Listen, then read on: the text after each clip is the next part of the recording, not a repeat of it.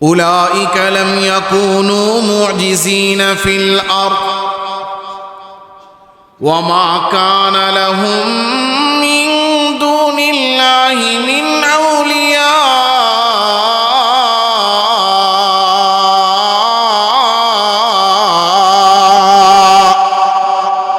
তারা নিজেদেরকে যত ক্ষমতাবানী মনে করুক না কেন, আল্লাহকে তারা কখনো বিরত রাখতে পারে না, আল্লাহকে কখনো তারা অক্ষম করতে পারবে না। আল্লাহ তাআলা রব্বুল আলামিনের যে বিধান, সেই বিধানকে পরিবর্তনও তারা করতে পারবে না। আল্লাহ তাআলা রব্বুল আলামিনের অবস্থানকে তারা পরিবর্তন করতে পারবে না, আল্লাহর অবস্থানকে তারা নষ্ট করতে পারবে না। বরং এই যে তারা আল্লাহ তাআলাকে অমান্য করে, ঈমান এনে না এনে এরা যে বেঈমানিকে নিজেদের পথ হিসেবে বেছে নিয়েছে, এই জন্য তারা এই নিজেদের অক্ষমতা, নিজেদের বেঈমানি দিয়ে তারা আল্লাহকে অক্ষম করতে পারবে না। এমনকি তারা আল্লাহ তাআলা রব্বুল আলামিনকেও অভিভাবক হিসেবে পাবে না। আর আল্লাহর বিপরীতে আল্লাহ তাআলা রব্বুল আলামিনের বিপক্ষে যে অন্য কাউকে তারা নিজেদের অভিভাবক বানাবে, এমন কোন অভিভাবকও তারা কিয়ামতের ময়দানে পাবে না। এক নাম্বার দল বেঈমান, আর দ্বিতীয় দল হলো আল্লাহ তাআলা রব্বুল আলামিন বলে দিলেন ঈমানদার। যারা বেঈমান তারা তাদের বেঈমানি দ্বারা আল্লাহ তাআলাকে ছোট করতে পারবে না, আল্লাহর রাজত্বের মধ্যে ঘাটতি আনতে পারবে না, আল্লাহ তাআলার ক্ষমতার মধ্যে অক্ষমতা তৈরি করতে পারবে না।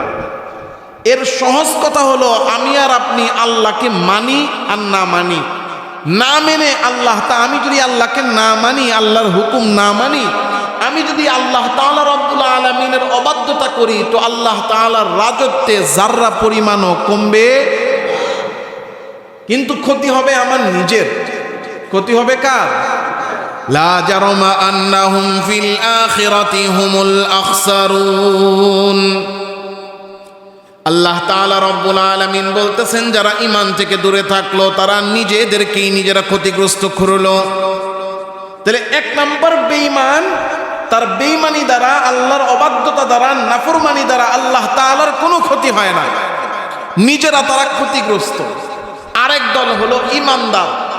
এই ঈমানদার যারা, আল্লাহ তাআলা রব্বুল আলামিন তাদের ব্যাপারে বলছেন ইন্নাল্লাযীনা আমানু, এক নাম্বার ঈমান, ওয়া আমিলুস সালিহাত, ঈমান আনার পরে তারা করেছেন নেক আমল, ওয়া আখবাতু ইলা রাব্বিহিম, এবং নেক আমলের সাথে তারা অবলম্বন করেছে বিনয়কে, বিনয়কে গ্রহণ করেছে, অহংকারকে পরিত্যাগ করেছে। আল্লাহ বলেন এই তিন কাজ যারা করেছে, ইন্নাল্লাযীনা আমানু ওয়া আমিলুস সালিহাত ওয়া আখবাতু ইলা রাব্বিহিম, ঈমান এনেছে, নেক আমল করেছে এবং আল্লাহ তাআলার কাছে বিনয় অবলম্বন করেছে। আল্লাহ বলেন উলাইকা আসহাবুল জান্নাহ হুম ফিহা খালিদুন, এরা হলো জান্নাতি, আর জান্নাতে এরা ঢুকবে, শুধু ঢুকবে না, একবার ঢুকবে তো অনন্তকাল, চিরকালের জন্য জান্নাতে তারা বসবাস করবে। পৃথিবীতে এই দুই দল, এর বাইরে কোনো দল নাই। আমি আর আপনি যেই দলেই থাকি না কেন, সেখানে দাঁড়ায় আমি আমার নিজেকে প্রশ্ন করি যে আমার ঈমান ঠিক আছে কিনা। ঈমান যদি ঠিক থাকে তো আমি নেক আমল করছি কিনা, নেক আমল যদি হয়ে থাকে আমি বিনয়ী কিনা। কিন্তু আজকে ঈমান তো আমরা ঈমানের দাবি করি, নেক আমল যতটুকু পারি আমরা টুকটাক করি, কিন্তু বিনয় আমাদের মধ্যে বড় অভাব। পুরো সমাজের উপর থেকে নিয়ে নিচ, শিক্ষিত থেকে নিয়ে অশিক্ষিত, বড় থেকে নিয়ে ছোট, ধনী থেকে নিয়ে গরিব, প্রত্যেকটা স্তরের মানুষ আজকে আমাদের অন্তরের ভিতরে অহংকার দিয়ে ভরপুর। যার টাকা আছে সে টাকা নিয়ে অহংকার, যার ক্ষমতা আছে সে ক্ষমতা নিয়ে অহংকার, যে বংশ আছে সে বংশ নিয়ে অহংকার। হ্যাঁ, যার বংশ আছে তার বংশ নিয়ে অহংকার, যে আমি অমুক বংশের লোক, আমরা ওই বংশের লোক। যে জন্মস্থান নিয়ে অহংকার, আরে চিনসনি আমি ওই অঞ্চলের মানুষ, কি আমরা নোয়াখালীর মানুষ, রয়্যাল ডিস্ট্রিক্ট, কি আমরা ঢাকাইয়া, আমরা চেনমনু, আমরা নদীর দেশের লোক, একদমে হাতরায়া গাং পার হয়ে যায়। এই যে আমাদের ভিতরে এক একজনের ভিতরে অহংকার, যে ক্ষমতা আছে ক্ষমতা নিয়ে অহংকার, যার টাকা আছে টাকা নিয়ে অহংকার, যার ভিতরে শিক্ষা আছে উনি শিক্ষিত, এই অহংকার। অহংকারের আমাদের শেষ নাই। অথচ একজন ইমানদারের যে গুণ থাকতেই হবে, ইমানদার যদি চায় আল্লাহ তাআলার কাছে আমি প্রিয় বান্দা হই, তো এক নম্বরে তাকে যেটা করতে হবে সেটা হলো অহংকার পরিত্যাগ করতে হবে। কারণ একজন মানুষের মধ্যে যত গুণাবলী থাকুক না কেন, সে টাকার মালিক, ক্ষমতার মালিক, সে সমাজের মধ্যে প্রভাব প্রতিপত্তির মালিক, তার সন্তান সন্ততি বেশি, তার বংশ অনেক বড়, আল্লাহ তাআলা রব্বুল আলামিন বলেন না এইগুলো দিয়ে কোনো বান্দা আমি আল্লাহর কাছে প্রিয় হতে পারে না। সব কিছু থাকার পরেও যদি কারো মধ্যে বিনয় না থাকে, ওই ব্যক্তিকে আল্লাহ তাআলা অপছন্দ করেন। আর যে ব্যক্তির কিছু নাই কিন্তু বিনয় আছে, আবার সব আছে বিনয় আছে, আল্লাহ তাআলা রব্বুল আলামিন বলেন যার মধ্যে বিনয় আছে সে আমি আল্লাহর প্রিয় বান্দা।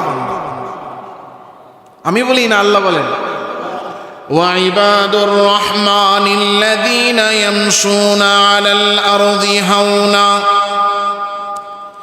আল্লাহ তাআলা রব্বুল আলামিন বলেন আমি আল্লাহর কাছে প্রিয় বান্দা হলো তারা দুনিয়ার মধ্যে অহংকার পরিত্যাগ করে বিনয়ী ও নম্র হয়ে চলে যারা। কিন্তু আমরা বিনয়ী হব দূরের কথা, আমার কাছে আছে 2 টাকা, আমি ভাব নেই 10 টাকা, এমন তোপ তাপ আর এমন ক্ষমতার দাপট যে আশেপাশে মানুষ থাকতেও পারে না। যিনি ধরেন ক্ষমতায় নাই, ওই সময় এলাকাতেও ঢুকে না। কি ক্ষমতা পেয়েছে, এলাকার ভিতরে ঢুকতেছে এমন ভাব নিয়ে, মনে হচ্ছে যেন উনি হাঁটতেছে না, উনি যেখানে হাঁটতেছে তার চেয়ে 2 ফিট জায়গা পর্যন্ত শরীরের আগুনের তাপ। কি দেখেন, আপনারা তো ধোলাইখালের এদিকে চলাচল করেন অনেক, তো বিভিন্ন দোকানগুলোতে দেখা যায় যে আগুন কিছু জ্বালায় না, ওই যে গ্যাস দিয়া, তো আগুনটা শেষ, দেখা যায় কি আগুনটা শেষ, কিন্তু এরপরও কেমন যেন মনে হয় একটা জায়গার মধ্যে দেখবেন খালি জায়গাটা যেখানে আগুন নেই সেখানেও একটা গোলা গোলা গোলা গোলা ভাব থাকে। মানে এটা তেজের, এই তেজের প্রতিক্রিয়াটা, ক্রিয়া প্রতিক্রিয়াটা আরো কিছু দূর পর্যন্ত যায়। এটার গরমের প্রভাবটা যেই পর্যন্ত আগুন শেষ, এরপরেও কিছু যায়। দেখবেন আগুন জ্বালাইলে আগুনের মাথা শেষ, এর উপরেও কিছু জায়গা কেমন যেন এরকম দৌড়াইতে থাকে, খালি জায়গাটা বাষ্পের মতো। তো ঠিক তিনিও, যিনি ক্ষমতা ছিল না যখন, এলাকায় ঢুকতে সাহস পায় নাই, এত বীর পুরুষ, এলাকায় তো দূরের কথা দেশেই ছিল না, দেশ থেকে ভাইগে গেছে, সেই ব্যক্তি ক্ষমতায় কোন রকম তার দল ক্ষমতায় আসছে, আইসা এলাকা দিয়ে এমন ভাবে হাঁটে যে মনে হয় তার 2 পাশে 2 ফিট কি আগুনের তাপ ছড়াইতেছে।